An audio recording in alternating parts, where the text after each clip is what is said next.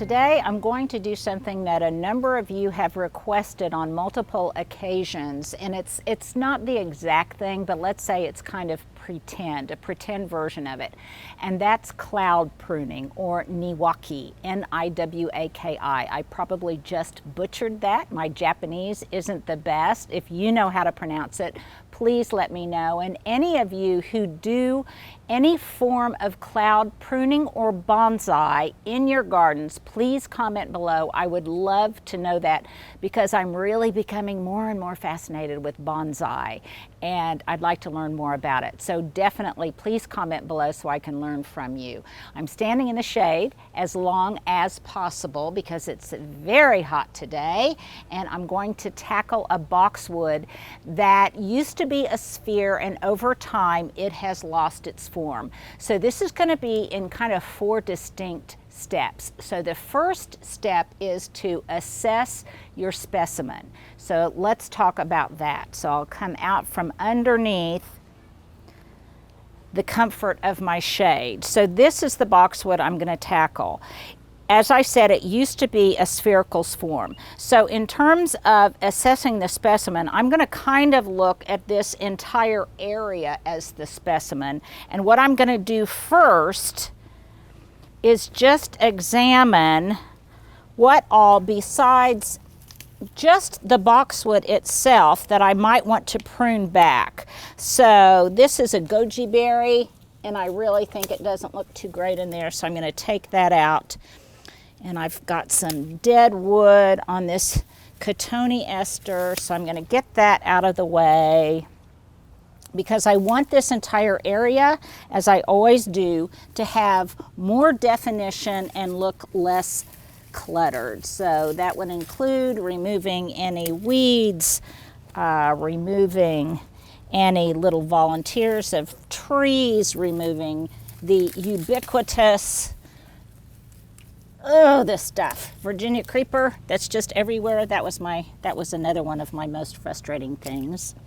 So at any rate, I'm going to look at the entire area to see what all I want to remove to make it look cleaner, have more definition, and look less cluttered, which is the next step in this process. After I assess the area and I assess the specimen for what I want to do, then I'm going to start decluttering.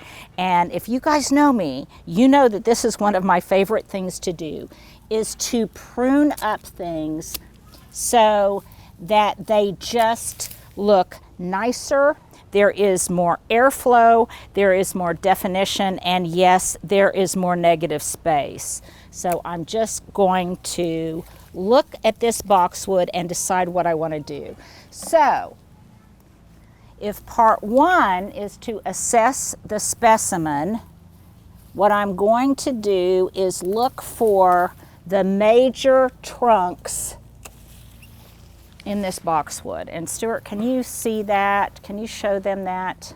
You can see there's some Virginia creeper growing in there. Let me remove this so you can see there's all sorts of splaying that's taken place as it's opened up, as it's fallen over. A lot of this was actually from the ice and the snowfall, heavy snowfall that we had this winter. So that's one of the reasons it has so splayed. So this is the perfect example of the next cut I'm going to do and the next step, and that is decluttering. And so I'm going to come in here, and I'm not going to be extremely mindful of these cuts right now, you guys. I'm going to probably need my bigger pruners for some of these. I've got them all over there sitting on the chair. But I'm going to come in here, and initially I'm just going to remove some of this twigginess so I can see what I am working with.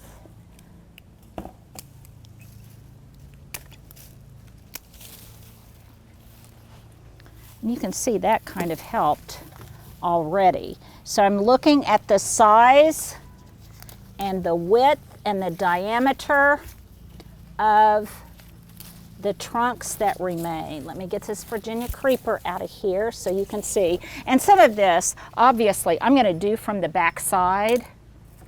Stuart just pointed out to me that I've got my pruners here. I had forgotten. Thank you, Stuart. And by the way, you guys, kudos to Stuart, who shot his best round of golf ever yesterday. So he is in a very good mood.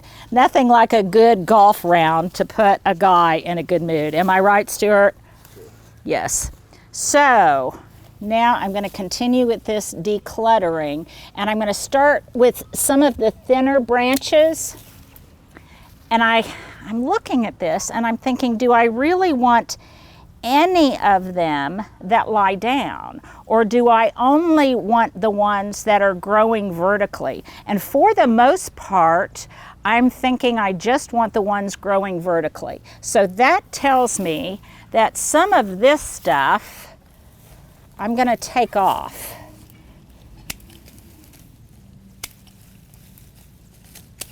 And this is, you guys, this is a perfect example of a gardening risk worth taking, because I don't really know what I'm doing. All I know is that this does not look good, and I can't really make it any worse than it is. And so I'm going to tackle it. Now I'm going to stop here.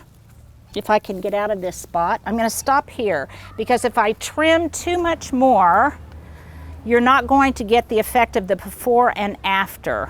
So we're going to stop here so that Stuart can take a still, and we're going to kind of call this the before. So I'm going to continually clean this out. And definitely this is something I should have done in the cool of the morning and not right now in the heat of the day. But I'm not always smart about that, and you know, when you live in the South and it gets so hot, we try to live the entirety of our lives in the morning and do everything in the morning. You know, we want to run our errands, we want to water, we want to do absolutely everything in the morning when it's still cool. And at a certain point, you run out of morning, do you not, Stuart? Okay, I am going to take a cut right here. You can see how it's slowly starting to reveal some branching. Okay. And Stuart is now the director. Does it stay or does it go? And you know what? I don't like the way these come down low, so I'm going to take them off.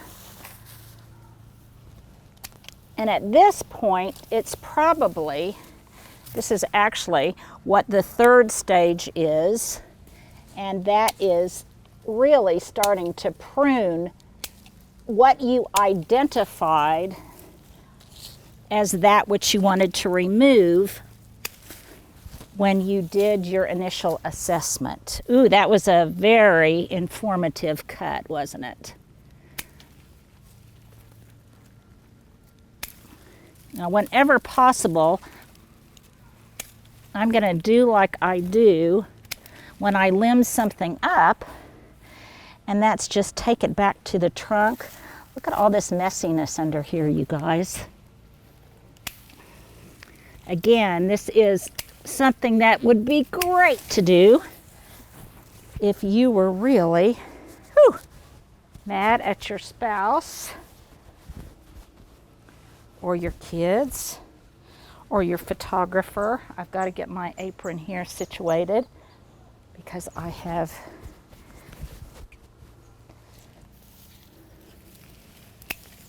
a hard worker, aren't I, Stuart? Okay, I'm going to get back in here.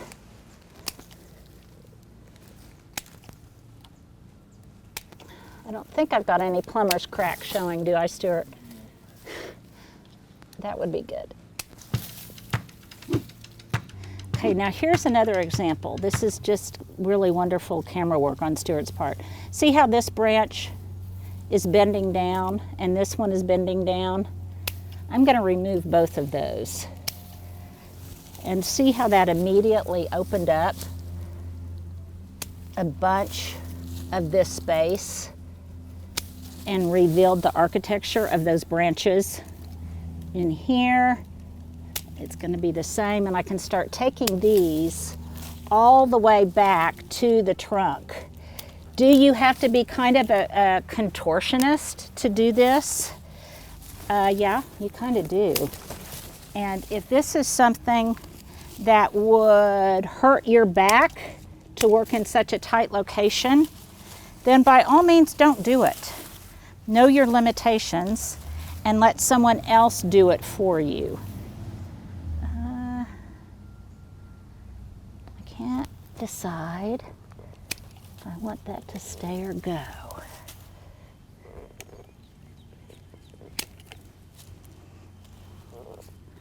Just keep cutting and removing stuff. Now it seems obvious that this should go, but, okay, this is going to be really awkward, you guys, but I'm going to sit down in this spot. Don't look at my dress, Stuart. Okay.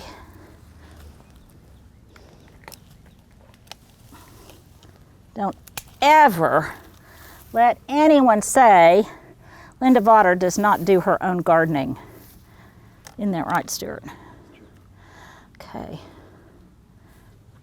Some of these, I'm going to need more powerful pruners to get to them. So I will maybe do that when you guys are not around. Okay, I am definitely going to take this one off. And while I'm doing it, while I'm down here, take the opportunity to remove anything else in here you don't want. So I've got some aggressive liriope that has come up in here, and because we had a rain last night, it's not only humid, but it's also an opportunity to remove some of that stuff. And I know you're going to ask me, do I never wear gloves?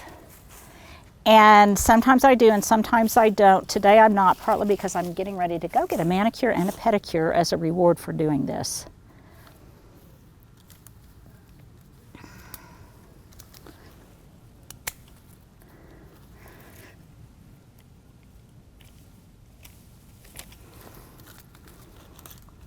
Okay, I think you guys get the idea.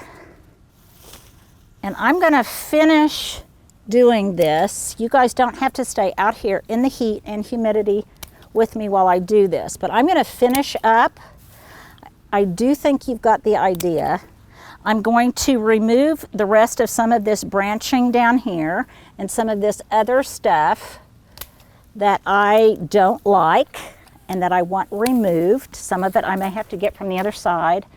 And I'm going to remove this stuff, and then I'm going to show you what it looks like at this stage. And then I'll show you what I'm going to do to the top. So we will be back. Well, first of all, I have finished doing it, but I want to make this caveat. Don't do this at high noon like I just did. It is really hot as the dickens, and I don't know what I was thinking. I was the one who scheduled this today, and I just wasn't thinking clearly. I think I believed the weather report, which said it was going to be a little bit cloudier than it actually is. So my bad. So first of all, I would say if you're going to do this, don't do it when it's so hot at midday. And if at all you begin to feel lightheaded, woozy, just stop. Go in, hydrate, preferably hydrate beforehand. If you need to go in and put on more sunscreen, do that. Today is one of those days where I think I wish I had one of my shirts with a pop-up collar, because I forgot to put sunscreen on the back of my neck, and I put it everywhere else, but not back here, and it's because I usually have on a collar. So those are things to take into consideration. Okay, so we did the first two steps. One was we stood back and we assessed the specimen. The second thing we did was we went in and we really decluttered. And Stuart, if you would pan over there now into the sun, I'm in the shade, you can see how much stuff I removed and how much it opened up underneath the foliage of that boxwood. The other thing it did was expose things behind there that I didn't know were there because there was so much clutter from the boxwood. So I was able to remove some privet behind there that was really going to be problematic. I was able to really address a number of other issues that were back there, and I've got more to address. But now I not only decongested the interior of this to do our cloud pruning, but I also created pathways where I can navigate. Now, when you do things like this and you're already down there or out there, this is a perfect time for something that I call accidental gardening. You've already got your pruners, you're in that same place, you're already making, Stuart, if you wouldn't mind showing my huge debris pile, and you see that it isn't just boxwood. Yeah, there's lots of boxwood in here, but I also removed some of the lower growing woodgelia. Here is that privet, some of the privet that I discovered back there, and I will aggressively clean up all of this. I also removed some of the dead interior on this standard topiaried blue star juniper. I've got a little bit more work to do, but you'll notice how I even opened up the foliage on that a little bit so you get hints of what's beyond. It just makes the whole area look less congested, larger, and definitely I've got better air circulation in here right now. So the next step after I have done standing back and assessing the specimen and going in and decluttering, the next thing, if I was going to truly bonsai this, is that I would look to identify the clouds. So it would be kind of obvious that each branch would kind of become a cloud. So now I've got this main trunk right here. This could become a cloud. And this could become a cloud. And these two could become their own separate clouds. I've still got a little bit of pruning here on the back side. They could be their own separate clouds. And at that point, what I would do was just identify each one of these and prune it so that each one was kind of a globular or round shape. I don't think I want anything that architectural or formal back in here. So for me, this is what I was saying, this is kind of like fake cloud pruning. I'm just going to soften up the top a little bit, and I'm going to prune back some of these outliers. And you'll notice that I'm not really being real careful about pruning in between the buds or anything like that. So I'm kind of considering this to be a soft cloud prune.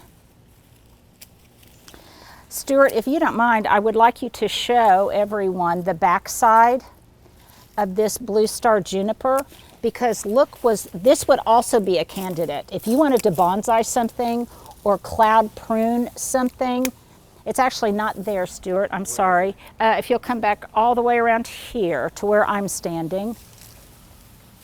Thank you for your indulgence.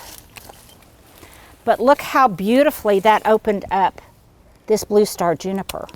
And you can see, I wouldn't have even known that this opportunity was back here. But how gorgeous is that? So if I really wanted to create a Japanese effect, I could definitely do that and make a beautiful specimen planting out of this. Because you clip back one thing and it exposes the beauty of another thing. And that's what I love. And you know what else I love, you guys? I did all of this and I did not spend a dime. You okay, Stuart? Yeah. Stuart just about wiped out on the debris pile. He is such a good sport. Fortunately, Stuart is also an exceptional tennis player, and so that's one of the reasons he is able to just kind of work around all of these tight spaces so nimbly. Okay.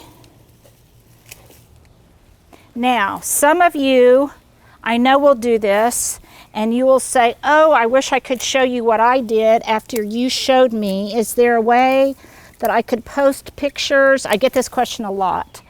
So here's, I guess, my not necessarily a sales pitch, but if you want to be able to show me your pictures, then you can become a member of my YouTube channel. So there's 2 different levels. There's a $2.99 level and there's a $4.99 level. At the $2.99 level, you'll have access to the community tab, which is at the very top of my YouTube page. And that's where I'm going to show lots of stills of how this looks when it's not in the glare of day and after I've really cleaned it up and styled this space, this corner. So that would be at the $2.99 level. I think at Stuart is at the $4.99 level that you have access to my special Facebook page, LV Insider. That makes you an LV Insider, and you have access to my Facebook page, and that is where you guys can post all of your pictures. A lot of you have sent me images of how you've styled your QVC products. That's where you can post all of those. People get ideas. It's a wonderful, giving, generous community of people. So if you want to join that community, that's a place where you can show me your pictures. So I'm not going to do too much more to this because, as I said, I don't want a real tight cloud form. I want a loose cloud form. And so I'm going to kind of leave it at this. Here's some more of that privet. This is what I'm saying, accidental gardening. You're already here. You've already got your pruners, and you didn't really intend on doing this, but suddenly you have a wad like this. That just happened kind of accidentally because you had your pruners in your hand, and it gives you such a sense of gratification, and immediate gratification, no less. So that is kind of my wonky explanation of cloud pruning. The last step would be, after I identified my mounds, I would probably come back in here, and again, I'm not going to do this, but if you want a real tight cloud prune effect, then I would come back in with long-handled clippers, and I would really pretty tightly and cleanly define each one of these clouds. Stuart, can you see what I mean about different clouds in here? So this would be a cloud, this would be a cloud, this would be a cloud. I'd probably remove those interior branches if I wanted it to look that way. But this one, I just wanted it to be kind of a loose cloud form. That would be a, what would that be? A cumulus cloud versus nimbocumulus or stratus. Somebody who's a scientist out there can tell us. So that's kind of how I did it. That's how you can do it too. And all free of charge, nothing but a lot of sweat. And again, don't do it at high noon. So there you go. That is how you cloud prune a boxwood. Well, here is my fashion epilogue for today. My sunglasses are actually bifocal sunglasses, and I think they were, is there a brand called People? I got these years and years ago, or Peeps I think. I got these years and years ago at a gift shop in Oklahoma City, so I do shop locally, you guys. This is kind of an apron dress. I think my inspiration for this was my friend Klaus Dalby that I just did an interview with yesterday, and I'll try to remember to put the link there. But it's kind of like an apron dress. Here, I'll moon you so you can see that it opens in the back, but it's got great pockets. And I just got it, and I'm really thrilled about it. So if it's still available, I will definitely put a link below. And my boots are Dover Saddlery Muck boots. I have had these for, I would say, 26 years. They're probably my favorite pair of work boots. They're comfortable.